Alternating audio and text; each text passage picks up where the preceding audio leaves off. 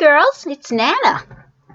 I'm going to read you a story today, and it's called Arthur's First Sleepover. Arthur was getting ready for his first sleepover. It isn't until Saturday, called Mother. Come in and eat your breakfast.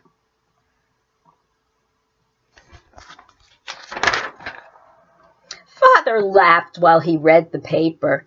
Some man in town says he saw a spaceship. He chuckled.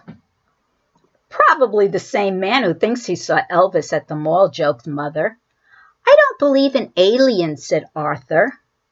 Well, the National Requirer does, said D.W., and they'll pay a lot of money for a picture of one.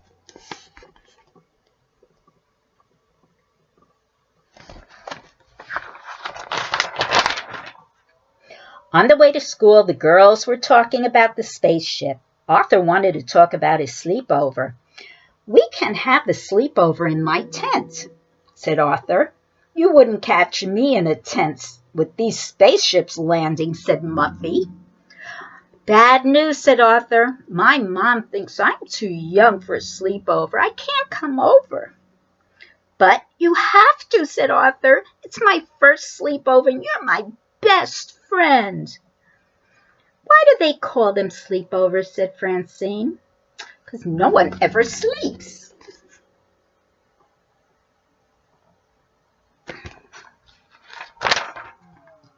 That afternoon, Arthur told his mother about Buster's problem. Well, I'll see what I can do, said Mother. Arthur crossed his fingers while he dialed.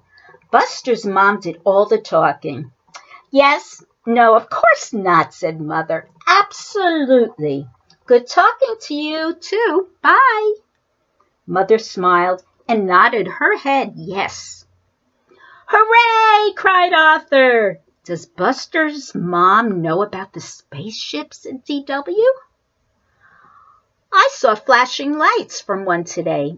I think that was the pizza shop sign, said Mother.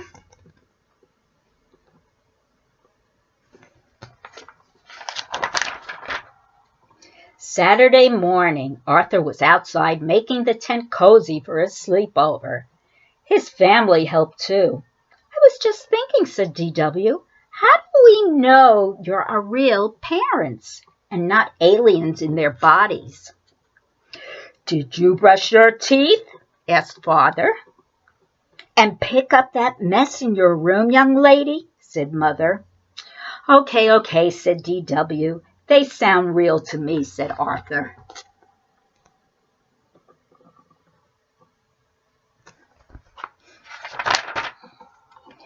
Arthur was looking for his flashlight when Buster and the Brain arrived. It was here a minute ago, said Arthur. I wonder if you'll see any aliens, said D.W. If we do, said the Brain, how will we communicate with them? Forget about communicating, said Arthur. Take pictures for the National Requirer. Use my camera. We can split the money. Let's make some signs, said Arthur. Good idea, said Buster. But first, I have to call my mom.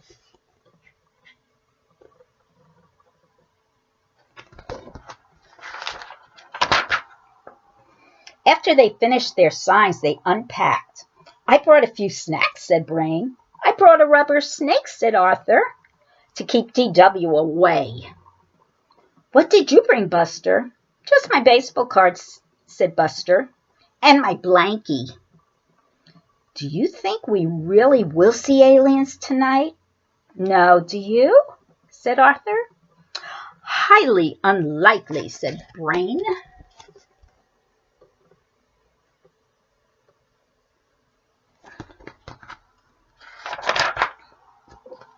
The boys forgot all about the aliens. They were too busy telling jokes and trading baseball cards. Pillow fight, screamed Buster.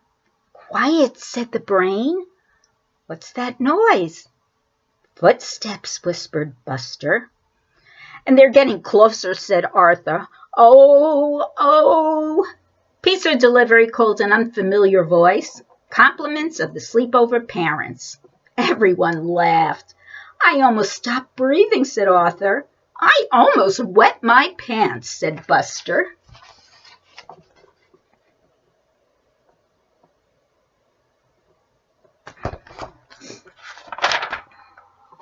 Before they knew it, they heard another voice.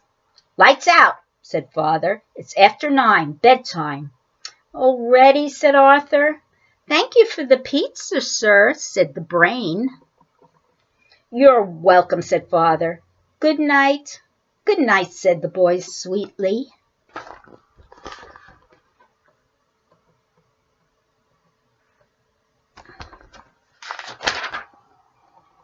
As soon as they heard Father go back into the house, they shot out of their sleeping bags like cannonballs. I heard bedtime, said the brain, but I didn't hear sleep time.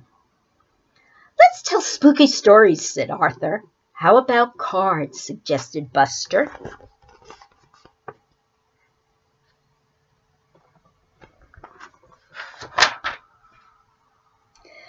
Just as it was Arthur's turn to go fish, they saw the flashing lights. They dropped their cards. It got very quiet.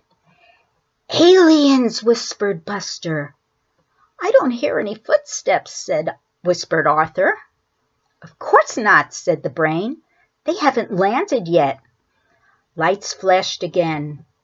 They're headed for our tent. Run for your life.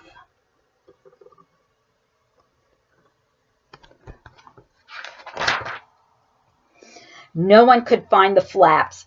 Help, screamed Buster. Let me out. The tent collapsed. That didn't stop them from making a run for it, but a large maple tree did. Ouch, said Arthur. I'm calling my mom, said Buster.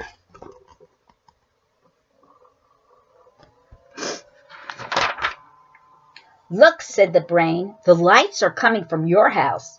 I think I know this alien, said Arthur. It's from the planet DW. Arthur noticed the things they used to make signs. That gave him an idea. Let's put our tent back up. I think I know a way we can teach that little space creature a lesson.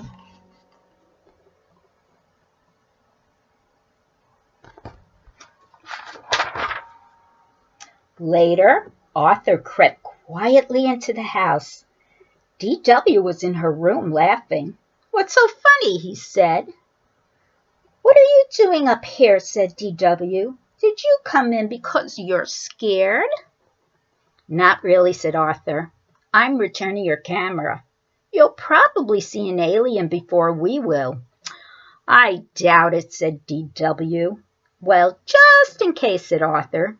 Sweet dreams. Then very quietly he returned to his tent.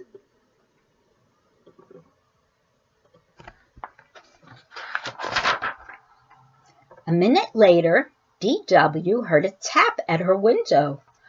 Aliens, she screamed. She screamed so loud it woke up everyone in the neighborhood. Everyone except Buster, the brain, and Arthur. When Mother and Father went out to check, the boys were sleeping like little angels.